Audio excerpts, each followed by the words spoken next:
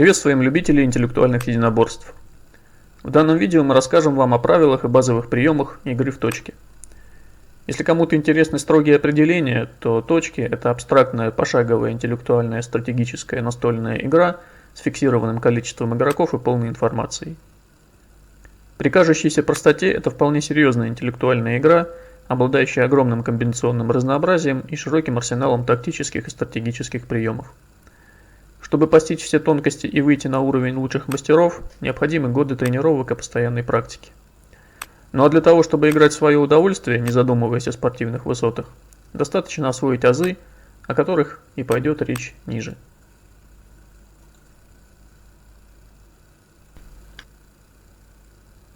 Игра ведется на поле, разделенном параллельными и перпендикулярными линиями на клетки одинакового размера. При этом для игры используются не клетки как таковые, а пересечения линий, называемые пунктами. Размер игрового поля может варьироваться, однако традиционным считается поле с 39 пунктами по горизонтали и 32 пунктами по вертикали. Исторически это обычный тетрадный лист. Игровые фишки, то есть собственно точки, должны быть разного цвета. Классическим является сочетание синего и красного. Два игрока поочередно ставят точки своего цвета в пункты игрового поля. Первый ход традиционно принадлежит синим. Ставить несколько точек подряд или пропускать очередной свой ход нельзя.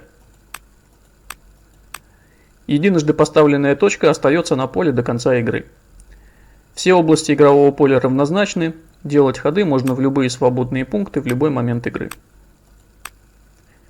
Для каждого хода можно определить точные координаты. Они записываются двумя цифрами через дефис. Первая цифра – это расположение точки на горизонтальной оси, вторая – на вертикальной. Началом координат является левый нижний угол игрового поля. Цель игры заключается в окружении точек соперника. При этом окружением считается ситуация, когда вокруг точки или нескольких точек одного цвета замыкается непрерывная цепь точек другого цвета, отстоящих друг от друга не более чем на одну клетку по горизонтали, вертикали или диагонали. Вот как это выглядит на поле. Простейшее окружение. 4 синих точки по минимальной траектории окружают одну красную. В тот момент, когда цепь окружения замыкается, пространство поля внутри нее становится областью окружения. Данная область немедленно закрашивается цветом того игрока, который совершил окружение, и выключается из дальнейшей игры. Окруженная точка становится 1 баллом, который идет в зачет совершившему окружение игроку. Из этих баллов формируется текущий, а затем и итоговый счет игры. Длина и форма цепей окружения могут быть какими угодно. Соответственно, области окружения тоже бывают разными по форме и размеру. Для наглядности приведем несколько примеров.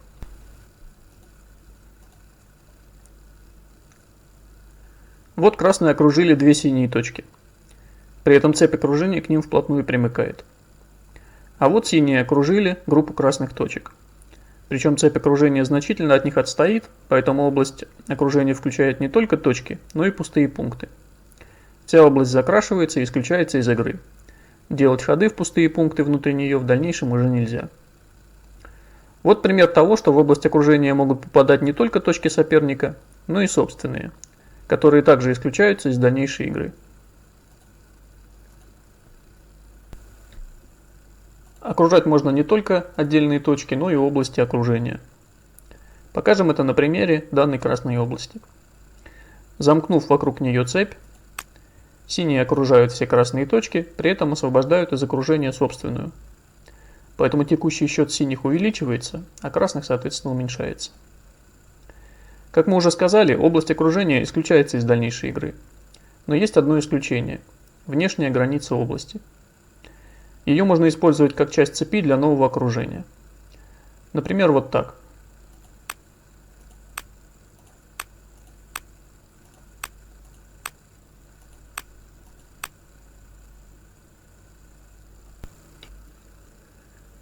Край поля в точках является ограничивающим фактором и непосредственного участия в игре не принимает.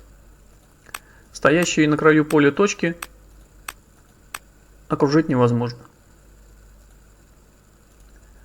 Отдельно стоит отметить ситуацию, при которой непрерывная цепь точек одного цвета замыкается вокруг области поля, не включающей в себя точки другого цвета. Такая фигура не является окружением и называется домик. Домик не закрашивается и из дальнейшей игры не исключается.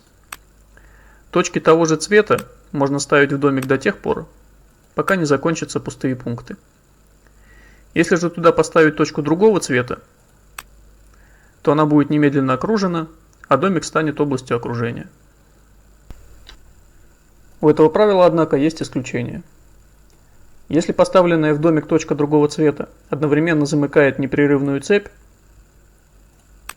то она не окружается, а сама формирует область окружения своего цвета, границы которого проходят сквозь бывший домик.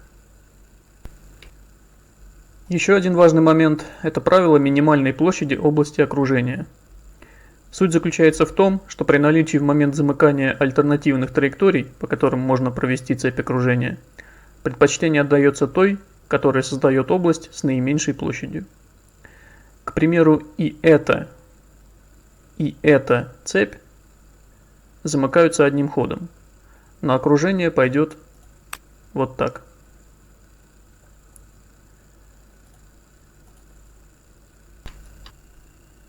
Существует два варианта дебюта.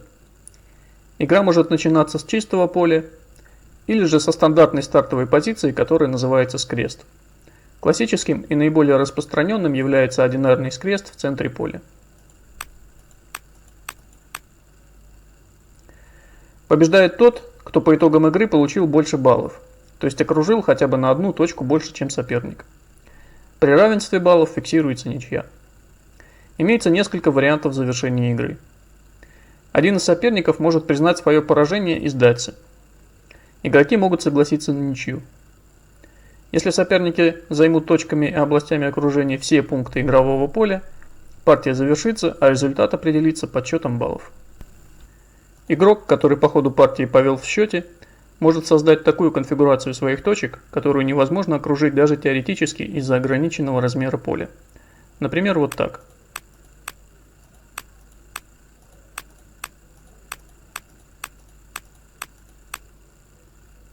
Синяя область окружения соединена с краем, замкнуть вокруг нее красную цепь невозможно. В этом случае синие имеют право досрочно завершить игру своей победой. Данный способ называется заземление. Наконец, в игре с контролем времени поражение засчитывается тому, кто полностью израсходовал свой запас и не успел сделать очередной ход. Мы разобрали правила, теперь необходимо сказать несколько слов об игровом процессе. Сразу оговоримся, что в рамках одного видео невозможно привести исчерпывающий перечень понятий, а также описать весь арсенал тактических и стратегических приемов. Поэтому ограничимся минимально необходимыми для понимания сути игры. Итак, каждый игрок стремится замкнуть вокруг точек соперника непрерывную цепь. Единственным же способом избежать окружения является занятие пунктов, сквозь которые эта цепь может проходить. Например, если синие создали такую конфигурацию точек, то следующим ходом они смогут замкнуть цепь окружения вокруг точки красных. Соответственно, красным необходимо защитить эту точку, сделав ход в данный пункт и создав при этом собственную цепь. Следовательно, игра с первых ходов приобретает характер противоборства цепей. Остановимся подробнее на этом элементе. Для начала поговорим о связях. Связи между отдельными точками, составляющими цепь, могут быть горизонтальными, вертикальными или диагональными. Горизонтальные и вертикальные связи являются непроходимыми для соперника. Что касается диагональных, то сквозь них можно провести цепь другого цвета. Соответственно, непрерывные цепи могут быть проходимыми и непроходимыми. Допустим, такая цепь является непроходимой. Все синие точки соединены горизонтальными и вертикальными связями. Поэтому красные точки, по разные стороны от синей цепи, распадаются на изолированные отрезки, которые сквозь синюю цепь замкнуть невозможно.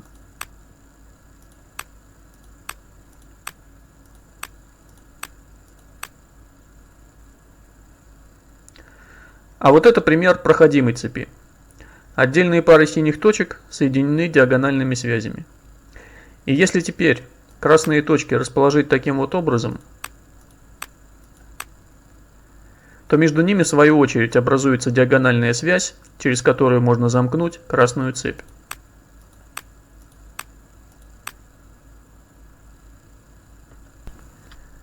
Чем длиннее цепь, тем большее пространство игрового поля она контролирует, тем больше надо сделать ходов для ее окружения, тем проще ее от этого окружения защитить. Кроме того, чем меньше в цепи проходимых связей, тем сложнее сопернику разбить ее на отрезки и окружить по частям.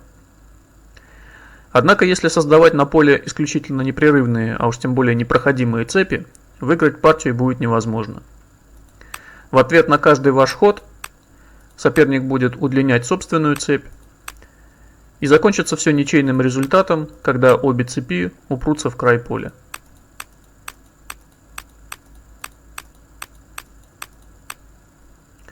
Поэтому для окружения цепи соперника необходимо совершать диагональные охватывающие ходы, а также разбивать собственную цепь на отрезки, которые первоначально не имеют непосредственной связи друг с другом.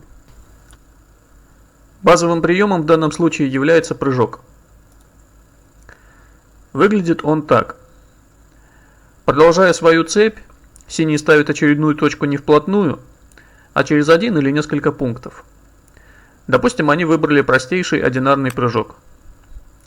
Теперь, если красные продолжат вести свою непрерывную цепь, синие смогут начать от поставленной через пункт точки новый отрезок цепи, а затем изменить вектор атаки и направить ее по окружности.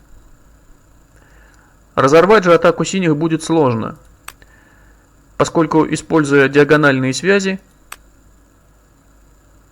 они сохранят цепь и сделают ее на данном участке непрерывной. Повторив этот прием несколько раз, синие замкнут цепь и создадут область окружения.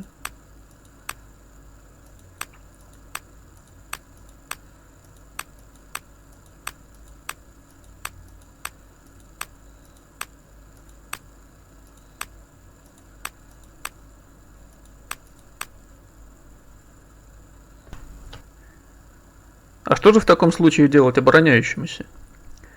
Как мы уже отметили, наиболее защищенным построением является непроходимая непрерывная цепь.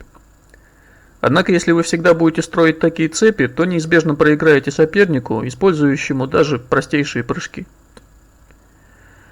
Базовым оборонительным приемом являются типовые формы построения цепи.